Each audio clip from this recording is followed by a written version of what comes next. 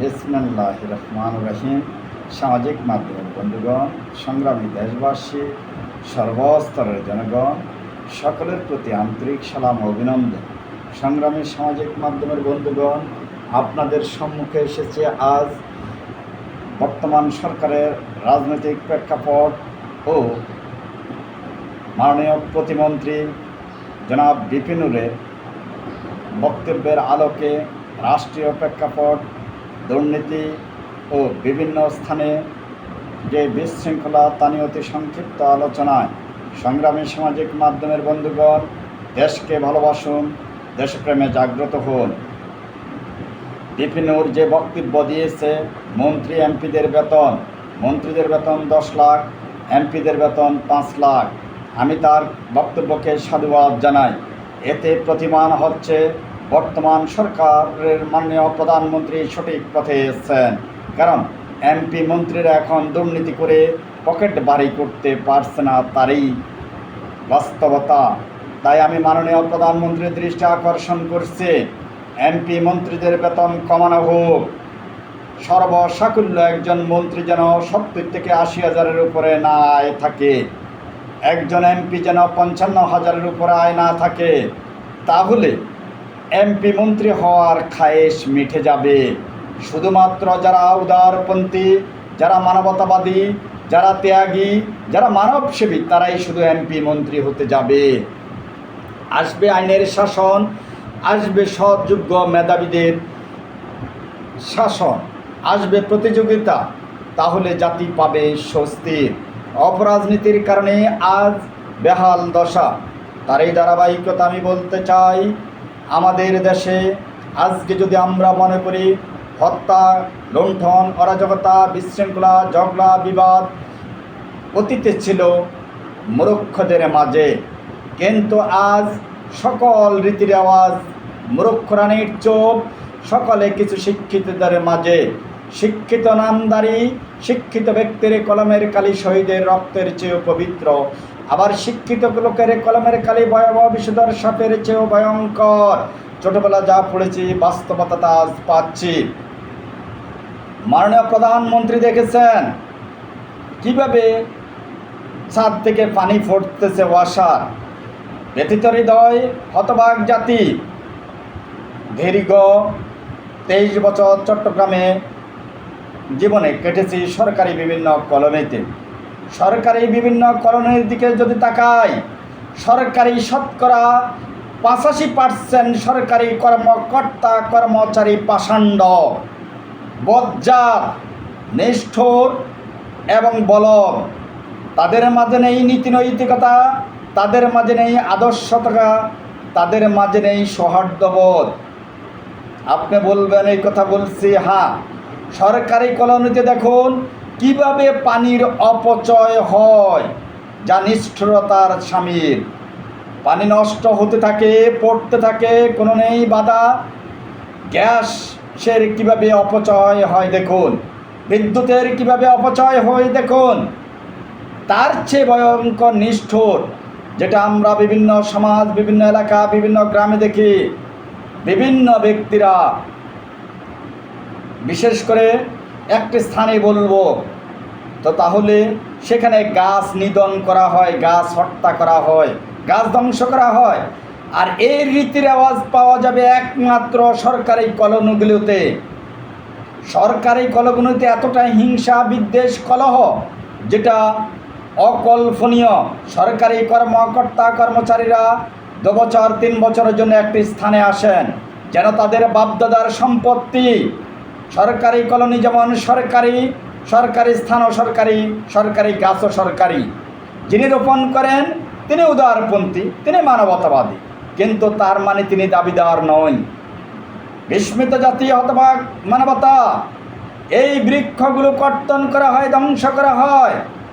আবার কিছু স্থানে হলো নিচতলায় যিনি থাকেন তিনি ভোগ দখল করেন, উপরে না।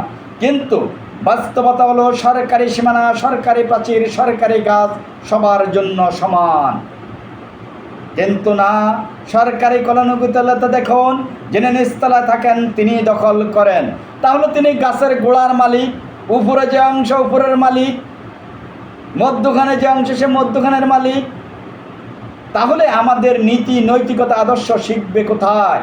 এই বজ্জাত, এই কলঙ্কিত, এই নরপশুরা হলো, এই জানোয়ার হলো সরকারি কলোনিগুলো, সরকারি কর্মকর্তা কর্মচারী। তার মাঝে যদি আরেকটি বিষয় যুক্ত করি, সরকারি কলোনিগুলোতে বিভিন্ন রাজনীতিবিদরা থাকে। রাজনীতিবিদের কারণ কি? বিভিন্ন নেতৃবৃন্দ থাকে। কেন সরকারি কলোনিতে ওরা থাকবে? শুধু তাই না, সরকারি কলোনিগুলোতে যদি বাসা সংস্কার বলি, বিস্মিত, সরকারি টাকা শুধু আত্মসাৎ করা হয়, লুণ্ঠন করা হয়, কাজের কাজ কিছুই করা হয় না। আমি দৃঢ় বিশ্বাস করি সরকারি কাজের তদারকি করতে হবে। যিনি যেই বাসায় থাকেন তিনি সেই বাসা যেভাবে বুঝে নেন তদ্রূপে বুঝাই দিতে হবে। তিনি এই বাসার যদি কোনো সংস্কার লাগে তিনি করবেন। সরকারি অ্যালট দিয়ে বিভিন্ন কন্ট্রাক্টরের মাধ্যমে দিয়ে সরকারি টাকা ধ্বংস করা, আত্মসাৎ করার শামিল। এবার আসুন বাংলার রাজনীতি। সংগ্রামী সামাজিক মাধ্যমের বন্ধুগণ, বাংলাদেশের রাজনীতিক কলুষতা পরিবেশ, যার নেই যোগ্যতা সে আজ মহাবীর সাজে। গত 17 বছর স্বৈরাচারের অত্যাচার, নিপীড়ন, হত্যা, গুম, লুণ্ঠন, অরাজকতা আপনারা দেখেছেন। আজকেও আপনারা বিশৃঙ্খলা, অরাজকতা দেখেছেন। তারা স্বৈরাচারের দোসর। সংগ্রামী সামাজিক মাধ্যমের বন্ধুগণ, নাবালকরা সাবালকের রূপান্তরিত। নাবালক আর বলতে যাচ্ছে না, সাবালক। সাবালকরা বুঝবে তাদেরকে নাবালকরা কীভাবে ধরবে, তাদের কীভাবে শায়েস্তা করবে। তারা বিশৃঙ্খলার পর বিশৃঙ্খলা। সরকারের আজ 5 মাস পূর্ণ। তাহলে একজন সরকার 5 মাসে কি করবে? সরকারকে সময় দিতে হবে। আপনি কবরস্থানের টাকা কি করছেন? আপনারা ছাত্র প্রতিনিধি হয়ে ভ্যাট ট্যাক্স, ইনকাম ট্যাক্সের মালিক কি করে হলেন? গাড়িতে চলেন কি করে? আপনার ক্ষমতার মোহ খায়েশ এত কেন? শুধু তাই না, আপনারা ছাত্র যেই নাবালক সংগঠন সেখানেও বৈষম্য করা হয়েছে। তারই সাথে আমি বজ্র কণ্ঠে বলবো, নাবালকরা শুধু ট্রাম্প কার্ড ব্যবহার হচ্ছে।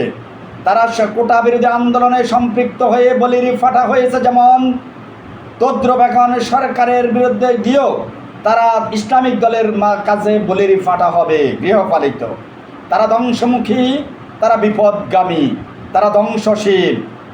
সংগ্রামী সামাজিক মাধ্যমের বন্ধুগণ, আমি একটি কথা বলতে চাই দৃঢ় কণ্ঠে, যার যথা স্থান তাকে সেখানে মূল্যায়ন করুন। আমি সেনাপ্রধান নিয়ে বক্তব্য দিই, আমি সেনাপ্রধান নিয়ে সমালোচনা করি। আগে ভাবতে হবে একজন সিপাহী হওয়ার যোগ্যতা আমার আছে কিনা, তাহলে আমি কি করে তার সমালোচনা করি। আপনি প্রধানমন্ত্রী হতে পারবেন কিনা জানি না, মন্ত্রী হতে পারবেন, এমপি হতে পারবেন, সমালোচনা করুন, সমস্যা নেই, সেখানে বাধা নেই। সেখানে আপনার ক্ষমতা থাকলে হতে পারবেন, সেখানে আপনার অর্থ থাকলে হতে পারবেন, ত্রাস কায়েম করলে হতে পারবেন, কিন্তু একজন সিপাহী হওয়া এত সোজা না। আমি তাই বুঝাতে চেয়েছি, যার যথাস্থান তাকে সেখানে মূল্যায়ন করুন, তবেই পরিবেশ শান্ত, শিথিল, সুন্দর। আমি মাননীয় প্রধানমন্ত্রীর দৃষ্টি আকর্ষণ করছি, দ্রব্যমূল্য সহনীয় পর্যায়ে রাখুন। শুধু তাই না, আইনের সুশাসন প্রতিষ্ঠা করুন। আমদানি রপ্তানি কারা ব্যাহতকরণ করছে, সরকারি দপ্তর সমূহে এসি বন্ধ করুন। সরকারি কর্মকর্তা কর্মচারীরা একটি কলমে কোটি কোটি টাকা দুর্নীতি করে, লক্ষ লক্ষ টাকা দুর্নীতি করে। বাংলার মায়ের অকুতোভয় বীর, বাংলার মায়ের মেহনতি সন্তান, গরিব দুঃখী কত কঠোর পরিশ্রম করে একটি টাকা আয় করে, আর দুর্নীতিবাজরা এসি রুমে বসে কোটি কোটি টাকা আদায় করে। তাই কোনো সরকারি দপ্তরে, আমি বিশেষ করে মনে করব কোনো দপ্তরে এসি রুম নয়, এসিবিহীন রুম হোক। আর যে দুর্নীতি করবে তার সকল সম্পত্তি বাজেয়াপ্ত করা হোক। দুর্নীতিবাজদের অর্থের হিসাব এবং কড়াই গণ্ডা বুঝে নেওয়া হোক। দুর্নীতির ধরন পাল্টিছে, এখন হয় শ্বশুর, শাশুড়ি, শালা, সম্বন্ধের নামও সম্পদ। আমি আশা করব দুর্নীতিবাজদের চিহ্নিত করুন, আইনের সুশাসন প্রতিষ্ঠা করুন। শুধু তাই না, এসি রোদ নয়, আপনাকে আমাকে সচেতন হতে হবে, পরিষ্কার পরিচ্ছন্ন হতে হবে, তবেই সুন্দর শাসন। বাংলাদেশ জিন্দাবাদ, শহীদ প্রেসিডেন্ট জিয়াউর রহমান অমর হোক, দেশনেত্রী বেগম খালেদা জিয়া অমর হোক, বিএনপির চেয়ারম্যান বর্তমান মাননীয় প্রধানমন্ত্রী জিন্দাবাদ। আল্লাহ হাফিজ। আসসালামু আলাইকুম।